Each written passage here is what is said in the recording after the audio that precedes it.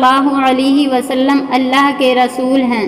پھر اس کے لیے جنت کی طرف ایک کھڑکی کھول دیتے ہیں جس سے ٹھنڈی ٹھنڈی جنت کی ہوائیں اور خوشبوئیں قبر میں آتی رہتی ہیں،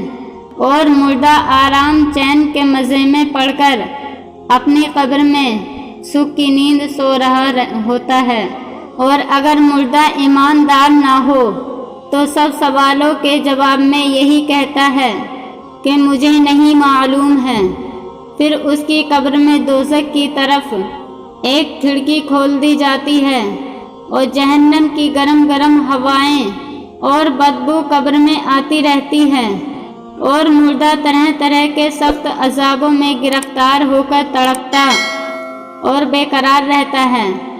فرشتے اس کو گرزوں سے مارتے رہتے ہیں اور اس کے برے اعمال